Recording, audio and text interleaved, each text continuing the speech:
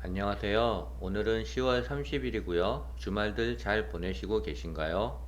미국 증시는 연말까지 상승 랠리 가능성이 있고요. 차이나 전기차는 당분간은 암울할 것 같아요. 구독, 좋아요 부탁드립니다. 금요일 새벽에 미국장이 폭등을 했는데요. 엑소엑셀은 11.5%까지 올랐습니다. 장이 끝나고 나서도 1%가 더 올랐어요. 장 마감 시간이 더 길었다면 주가는 더 많이 상승했을 것 같아요.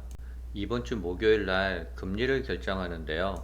예정대로 0.75% 올릴 것 같고요. FOMC 기자회견에서는 비둘기 반, 매반 이렇게 발표할 것 같아요. 예정된 금리 인상은 주가의 방향을 상승으로 이끌어갈 것 같습니다. 그거에 대한 기사인데요. 이번 회의에서는 기준금리를 0.75포인트 올릴 거라고 예상되고요. 12월 달에는 아마도 0.5포인트 인상 가능성이 다분하다고 합니다. 바이든은 11월 달에 중간선거를 앞두고 있는데요. 3분기에 미국 경제 성장이 플러스가 돼서 좋아하고 있다고 하고요.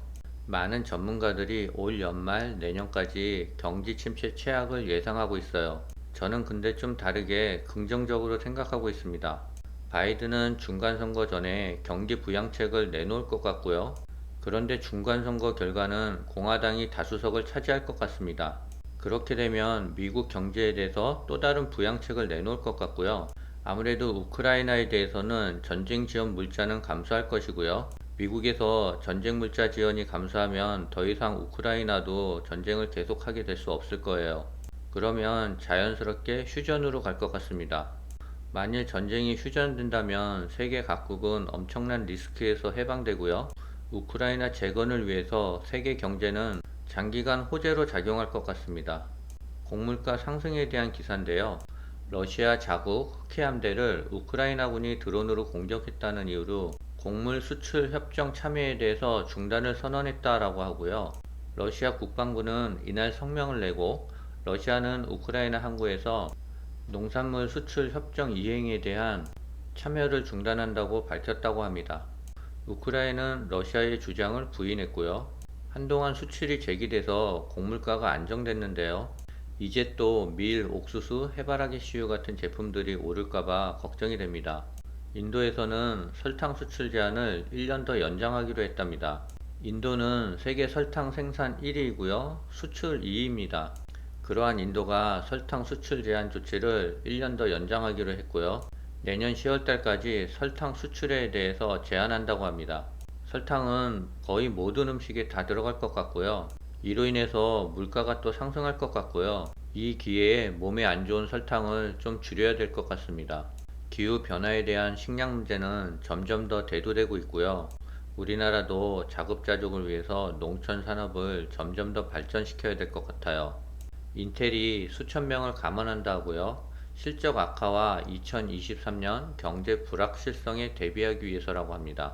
PC 수요 감소와 반도체 수요 급감에 따른 실적 악화, 그리고 경제 불안에 대한 대비로 수천 명의 인원을 감원한다고 하고요.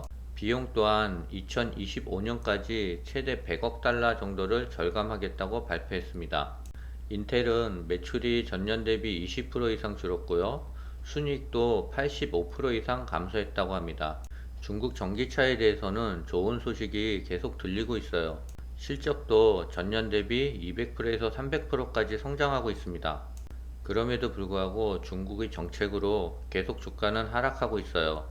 기사 내용은요. 중국 최대 전기차 업체인 비아디가 수출 확대 전략 일환으로 자동차 운반선을 대량 발주했다고 합니다. 총 8척이라고 하고요. 우리나라 돈으로 9,800억 원이라고 합니다. 비아디는 올 들어 인도, 태국, 라오스, 홍콩, 네팔, 일본에 차례로 수출을 시작했고요. 지난해는 유럽에 진출했으며 지난 6월 현재 렌터카 업체와 6년 동안 10만 대 전기차를 공급하는 계약을 체결했습니다. 비아디 외에도 상하이차, 샤오펑 등 중국 자동차 기업들이 전기차를 중심으로 수출을 확대하고 있다고 합니다.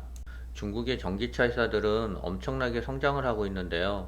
코로나 도시봉쇄 때문에 진짜 어이가 없네요. 10월 16일 전당대회가 시작된 이후로 중국의 코로나 확진자 수는 상승세에 있고요. 노무라의 분석가들은 중국의 엄격한 코로나 통제가 적어도 정치 개편이 완전히 완료되고 새 지도자들이 내각을 완전히 장악할 때인 3월까지 유지될 것이라고 예상했습니다. 앞으로 5개월 남았네요. 수요일에 리커창 총리는 국무원 회의를 주재하여 3분기부터 4분기 성장률을 촉진할 것을 촉구했다고 합니다. 리커창 총재는 개방 세력인 후진타오의 측근인데요. 아쉽게도 이번에 은퇴를 하게 됩니다. 계속 암울한 기사가 나고 있는데요. 중국을 떠나는 외국인 투자자, 채권 8개월 연속 순매도. 외국인 투자자가 중국 채권을 8개월 연속 순매도했고요. 그 이유는 부동산 침체와 제로 코로나 통제 등의 경제적 부담 요인이 지속되는 가운데 지도부들의 측근으로 채운 시진핑 집권 3기에 대한 불안감이 가중되고 있다는 분석입니다. 모든 주거 건물 소득, 중국 정저우 광저우 코로나 확산 비상이라는 기사인데요. 중국 곳곳에서 코로나19가 다시 고개를 드는 가운데 특히 감염자가 많은 것으로 알려진 허난성 정저우시와 광둥성 광저우시에 비상이 걸렸답니다. 인구 1천만 명의 정저우는 지난 28일 중국 소셜 미디어를 통해 모든 공공장소와 주거 건물에 대한 소독을 진행하는 것을 공지했고요. 허난성 당국은 28일 코로나19 신규 감염자가 27명이며 모두 정저우에서 보고됐다고 밝혔습니다. 그중 일부는 세계 최대 아이폰 생산기지인 대만 폭스콘의 정저우 공장에서 발생했고요. 직원이 약 30만 명인 폭스콘 정저우 공장은 지난 19일 이후 관내 식당을 폐쇄하고 봉쇄된 채 생산을 운영하고 있답니다. 또 지난 26일 폭스콘 정저우 공장의 감염자 수가 2만 명 가까이 된다는 루머도 돌고 있는데요. 관계 당국자는 이를 부인하면서 감염자 규모가 적고 통제가 가능하다고 밝혔답니다. 시장은 중국 국민만큼 시진핑에게 인내심을 가질 것인가 라는 블룸버그 기사인데요. 최고 지도자의 경제정책과 우선순위에 대한 명확성을 얻기까지는 몇 달은 아니더라도 몇 주가 걸릴 것이라고 밝혔습니다. 지금 차이나 전기차 현황은 우리가 예상할 수도 없고요. 전망할 수도 없는 상황인 것 같아요. 오로지 중국 국민과 시진핑만이 해결할 수 있는 문제라서 우리는 인내하고 지켜볼 수밖에 없을 것 같아요. 그러나 이러한 문제들은 시간이 걸리면 해결이 될 것 같고요. 그동안 차이나 전기차 회사들은 계속 성장을 하고 있을 겁니다.